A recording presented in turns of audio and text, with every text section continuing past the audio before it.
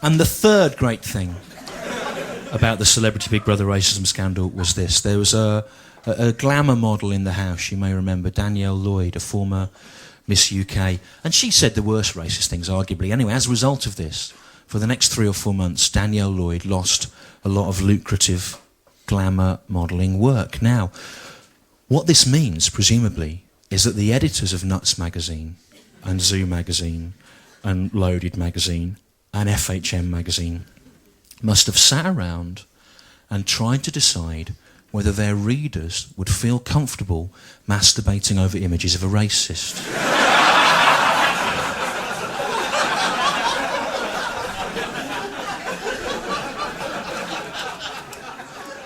And they decided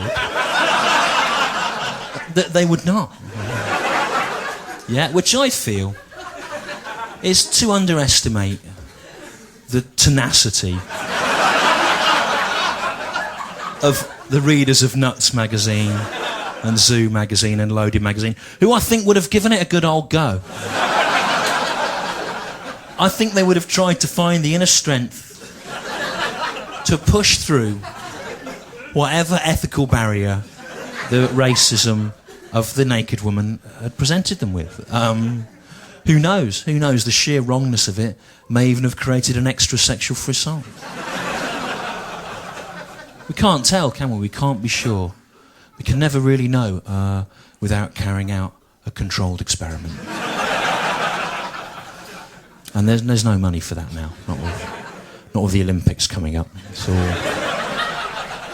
those kind of things are all cut. So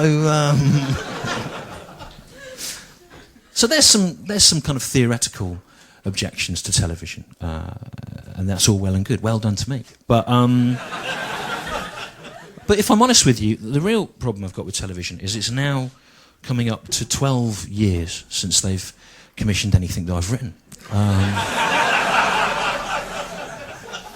But it nearly wasn't the case. I'm going to sit down for this bit because it's a little story about TV, and it gives it the flavour of sitting down makes it feel like a sort of Ronnie Corbett monologue, which is good. So it nearly wasn't the case. I've been doing this about 20 years, like I said, and I'm on a kind of 7-year cycle of being fashionable, right? And it's good that it's so regular because I can plan expensive medical crises around that. And the last kind of critical peak for good reviews and stuff was about the start of 2006, and we're just on the downside of the curve from that now. But anyway, as a result of being trendy about 2 years ago, I got asked in to see the head of BBC Two, which is really weird because normally we have to kind of petition them to be seen, but he asked me in. And he said to me, we're all very excited about your work, whatever it is. You can do anything you like for the channel. What would you like to do? And I thought, what's it? So I chanced my arm. I said, I'd like to do 6 half hours of stand-up, fairly straightforward, like the old Dave Allen shows. He said, you don't need to do a tryout, get on with it won't be a problem. So I left this meeting, I didn't even know what it was for, and when I left, my whole life had been completely transformed, professionally, financially, I suppose, everything. So I started writing this series, right?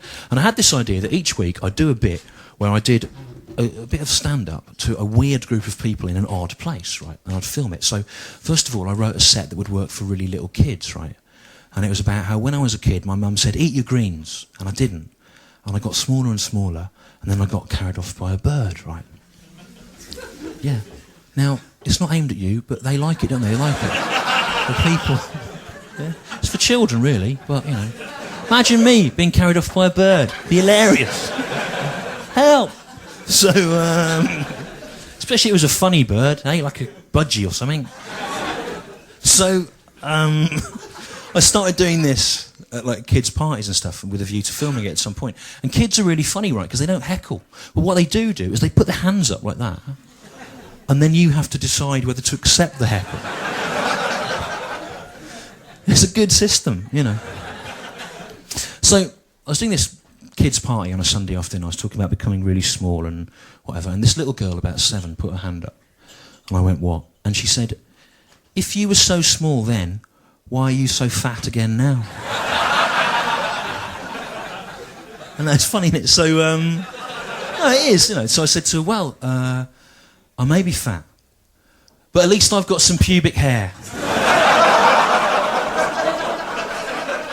Because the old skills kick back in, Glasgow. 20 years, night after night after night. I didn't want to say it, but it's like Pavlov's dog. Pavlov's dog. Any 7-year-olds that cross me will be crushed into the ground because they don't have 20 years of road-hardened skills.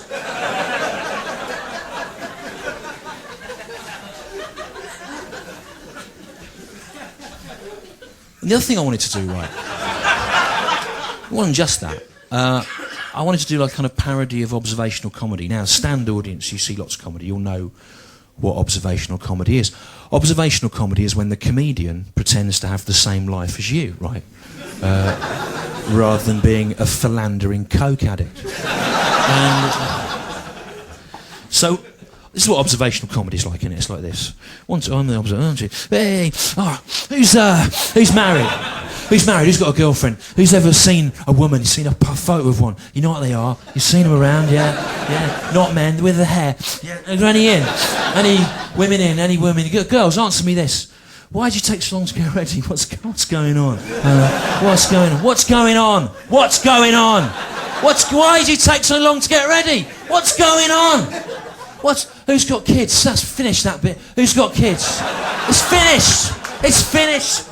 It's finished. Who's got kids? I've got a little boy. Have you got a little boy? How old is he? 14. Mine's 3. It's the same. It's the same. It's the same. Some of the things he says, though, they're mad. It's hilarious. It's mad. It's like he can only understand the world from the perspective of a child.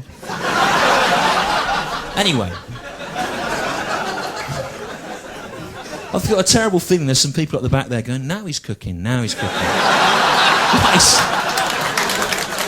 So, why do they take so long to get ready, the women? If only we could ask them. But they'd go mad. So, I thought, what's the best way to do a parody of observational comedy? And the best way to do a parody of observational comedy, I thought, was to do it from the point of view of an insect, about being an insect, whilst dressed as an insect, right? So, I'm an insect comedian, right? It'd be like this. I'm an insect, yeah? Right. Who's killed a grasshopper? Come on. We've all done it, haven't we? Friday night. We've all done it. There's a bloke down there laughing. He's on film now. He's on film, and he's done it. And we've all done it Friday night. Killed a grasshopper. You get them, don't you? In your mandibles. Yeah. And, not what you were thinking. Mandibles, yeah? What are you thinking? What are you thinking? You get them, and you spit your enzymes onto them, don't you? Yeah? Your enzymes, yeah? You spit your enzymes on them, on the grasshoppers, to dissolve them, yeah? Into a liquid, yeah? You dissolve them into a liquid, yeah? So you can feed them to your grub. Who's got a little grub? Who's got a little grub? I've got a little grub. Honestly, some of the things he says, they're mad. It's hilarious. It's like he can only understand the world from a larval perspective.